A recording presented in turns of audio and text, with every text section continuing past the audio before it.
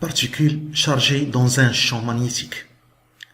Une particule de charge Q et de masse M traverse une zone dans laquelle règne un champ magnétique B uniforme perpendiculaire au vecteur vitesse V0 de la particule et orienté vers l'avant de la figure. On néglige le poids de la particule. On donne l'intensité de champ magnétique B égale 0,5 Tesla. La charge élémentaire E égale 1,6 fois 10⁻19 coulombs. La vitesse d'entrée dans le dispositif V0 égale 6,7 fois 10⁻6 mètres par seconde.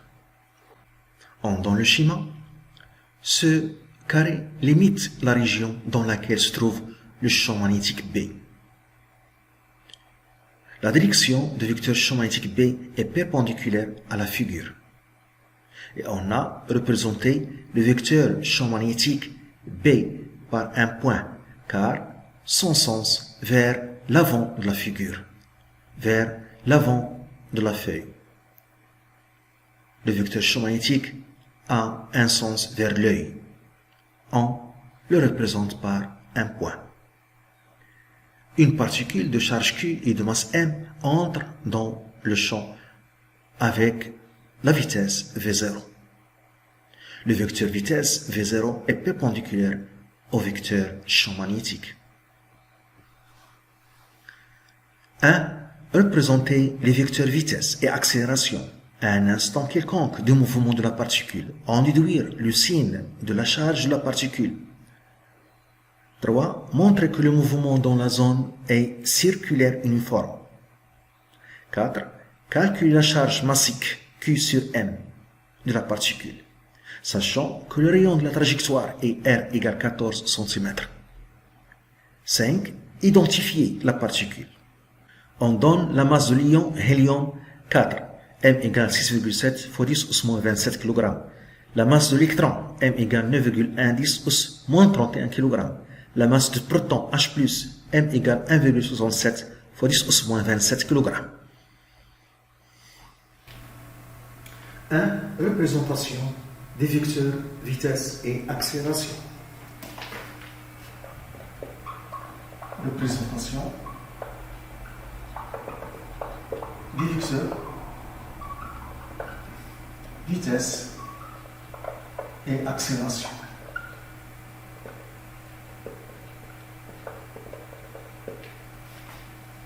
Le vecteur vitesse est tangent à la trajectoire et a pour sens le sens de mouvement. Donc on va représenter le vecteur vitesse en ce point. Donc elle a pour direction la direction de la tangente à la trajectoire en ce point. C'est ça la direction du vecteur vitesse. C'est la direction de la tangente à la trajectoire et a pour sens le sens de mouvement. Voilà.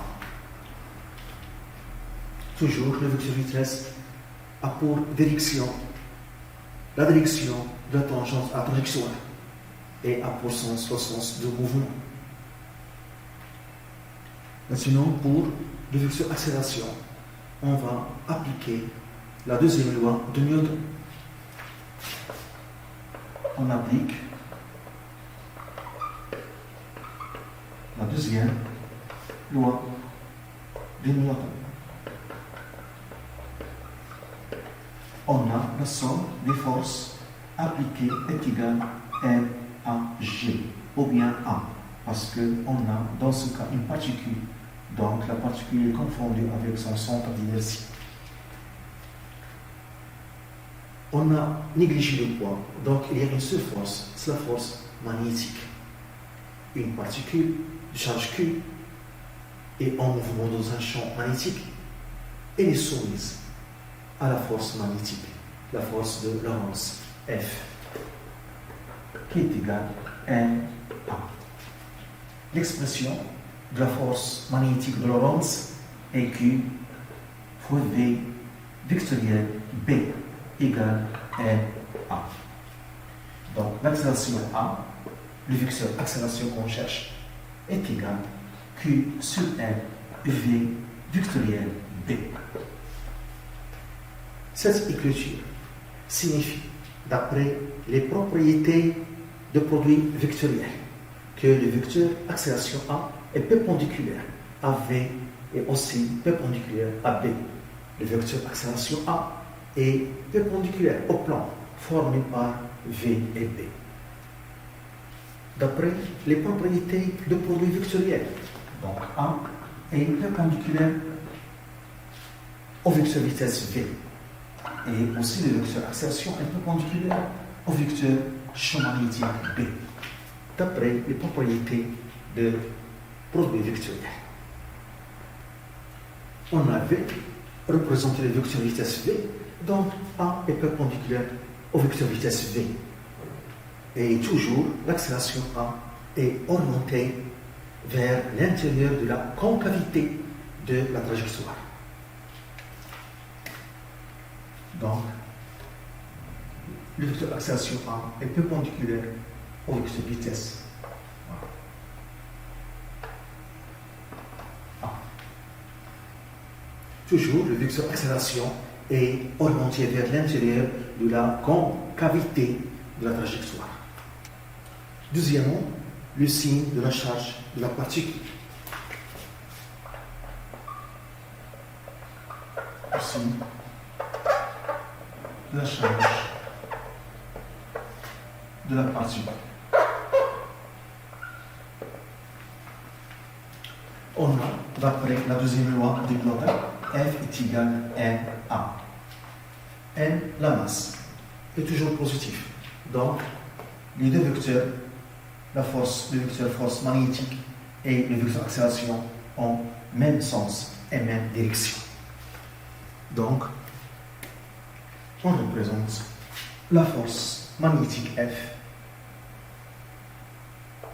Elle a le même sens et la même direction que A, d'après la deuxième loi de Newton. L'expression de la force magnétique de Lorentz, la force magnétique F est égale à Q fois V, produit vectoriel B. Les caractéristiques de la force magnétique. Le point d'application sur le point M, c'est la position de la particule. Les caractéristiques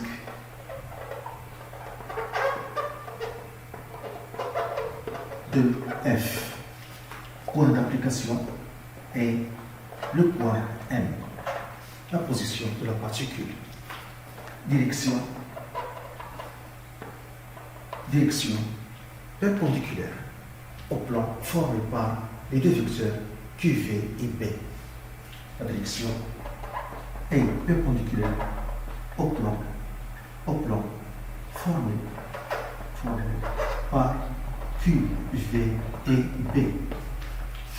Le sens de la force magnétique est tel que le trièdre QV, B et F est direct. Et tel que le trièdre QV, B, F est direct. On applique la règle des trois doigts de la main droite pour représenter QV, B et F dans un trièdre direct. Ici, on a le pouce indique QV. L'index indique le vecteur champ magnétique B. Et le majeur indique la force magnétique F. Cet ordre qu'on a ici, cet ordre des trois vecteurs QV, B et F forme un trièdre direct, cet ordre.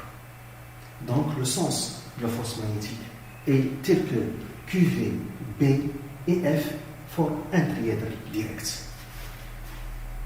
Ici, on a dit que le pouce indique le vecteur QV, l'index indique le vecteur magnétique, champ magnétique B, et le majeur indique la force magnétique F. Cet ordre de trois vecteurs forme un trièdre direct. Maintenant, ici, on connaît le sens de F. On connaît aussi le sens de B, le vecteur schématique B, vers l'extérieur, vers l'œil. Donc, on peut déterminer le sens du vecteur QV en appliquant cette règle avec les trois doigts de la main droite. Donc ici, on a avec le majeur, voilà, on représente F, l'index représente B, voilà, vers l'extérieur. Voilà donc le sens de QV, c'est le sens de QV. Donc on voit que, voilà, donc on voit que QV et V en même sens. On voit que les deux vecteurs QV et V en même sens. Donc Q est positif. Donc la charge Q est positive. Voilà. Donc le sens de F, le sens de B vers l'extérieur, vers l'avant, le tableau, vers l'œil, et le pouce indique QV, qui est le même sens que V. Donc QV et V en même sens. Donc Q est positif. Donc je continue d'abord ici l'intensité. Donc F est égal à la valeur absolue de Q fois B fois sinus de l'angle formé par QV et B. Voilà. Donc la valeur absolue, car l'intensité est toujours positive et Q peut être négatif, le signe peut être négatif. Donc pour répondre à cette question, le signe de la charge de la particule est positif. Donc, dans ce cas, V et QV en même sens. Donc Q est positif. Troisièmement, on montre que le mouvement est circulaire uniforme.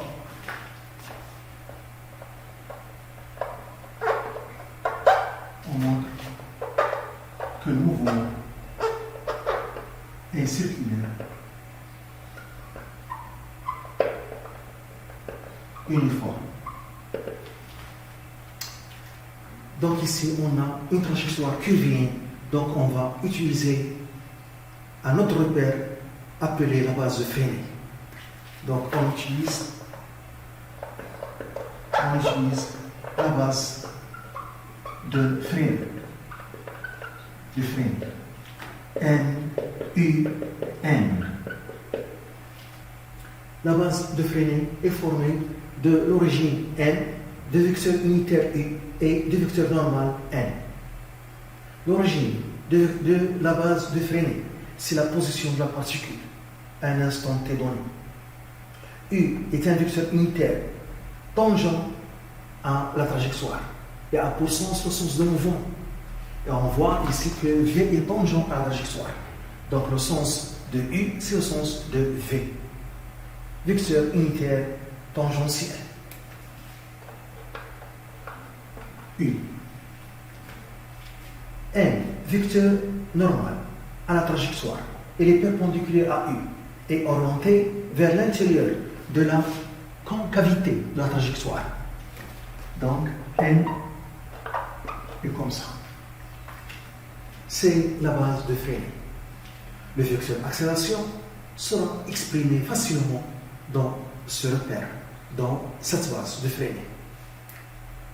Donc, dans la base de Fresnel, le vecteur accélération A est égal à la composante tangentielle plus la composante normale.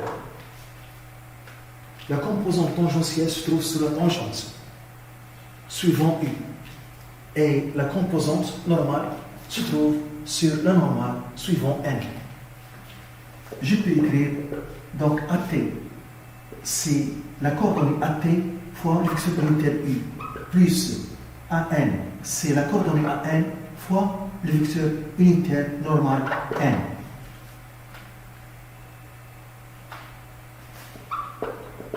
AT, dans la base de Fresnel, c'est dV sur dt. U, AN, dans la base de Fresnel, c'est V au carré sur ρ N. Ρ est appelé le rayon de courbure de la trajectoire. Ρ, rayon de courbure de la trajectoire.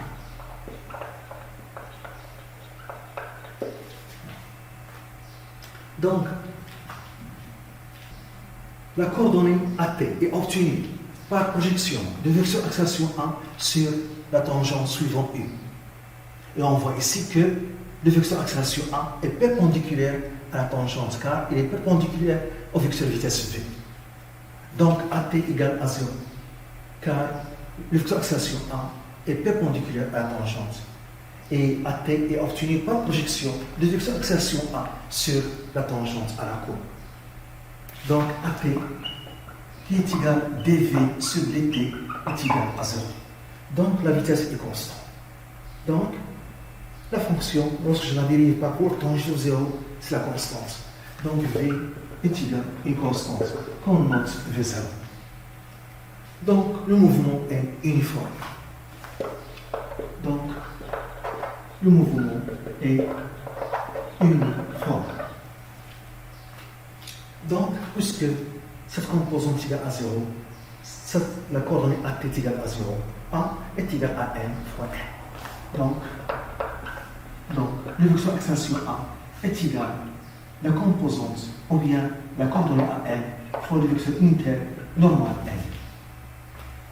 Et on voit ici sur la figure que A, le vecteur accélération A et N ont le même sens. AN, c'est V carré sur ρ. Donc, le vecteur accélération A est égal à V au carré, la vitesse au carré, sur le rayon de courbure fois le vecteur unitaire normal N. Le vecteur accélération est normal. Donc, on a le résultat. Le vecteur accélération A est égal à N, vecteur unitaire normal N, qui est égal à V carré sur ρ, vecteur unitaire N. D'après la deuxième loi de Newton, F est égal à NA. Par projection sur la normale orientée suivant N. Par projection suivant la normale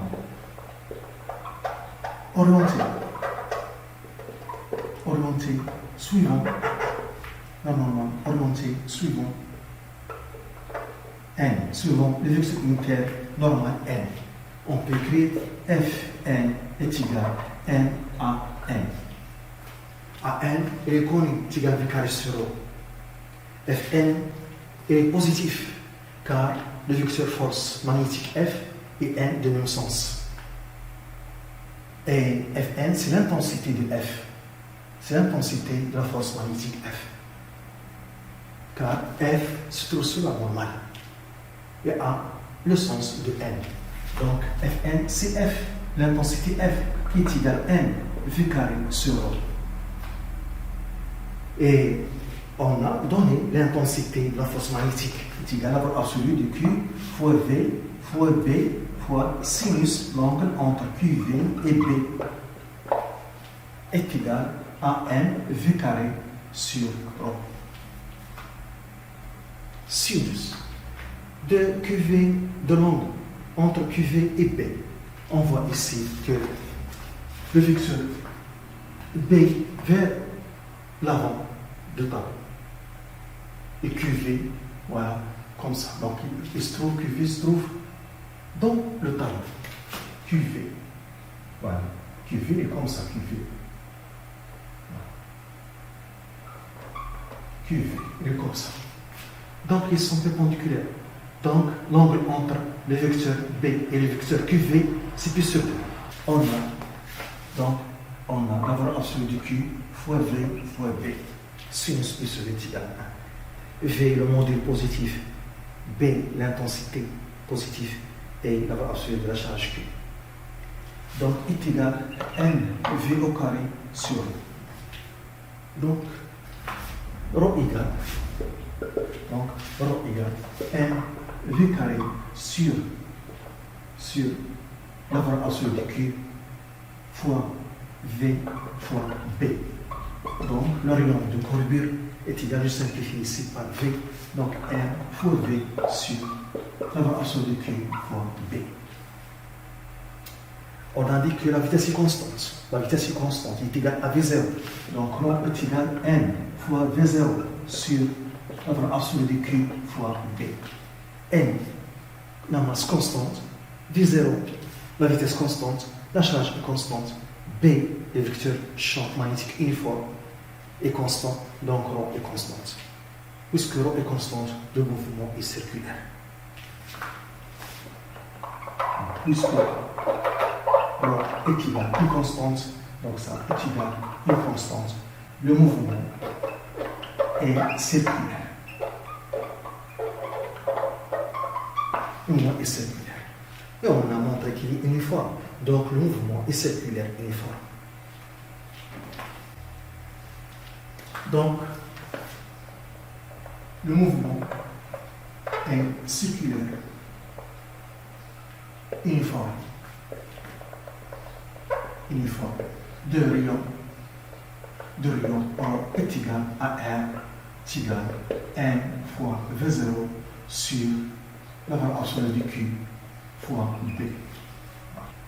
Puisque le mouvement est circulaire, uniforme, donc le rayon de courbure est égal, le rayon de la trajectoire circulaire est égal à N fois V0 sur la valeur absolue de Q fois B.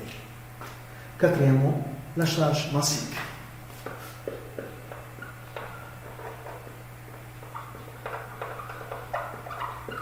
La charge massique, on a le rayon R est égal à N fois V0 sur la valeur absolue de Q fois B.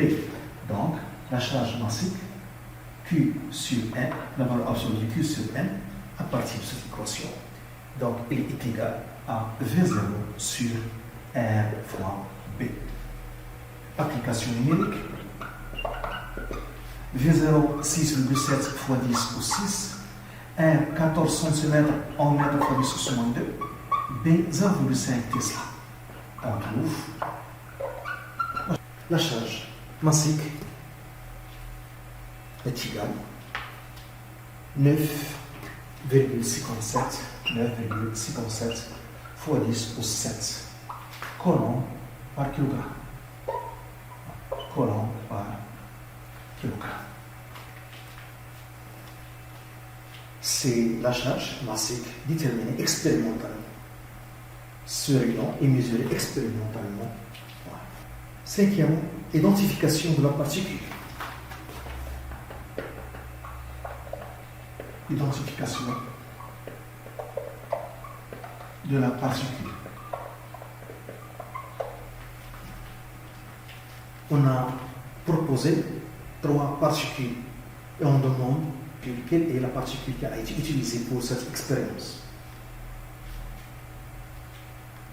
Donc, on doit calculer la charge massique pour chaque particule. D'abord, pour l'électron, l'électron a éliminé car il a une charge négative. Et nous, ici, nous avons une particule de charge positive. Donc, l'électron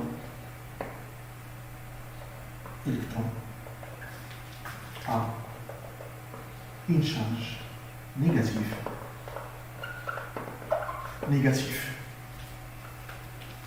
Donc, il ne s'agit pas de l'électron.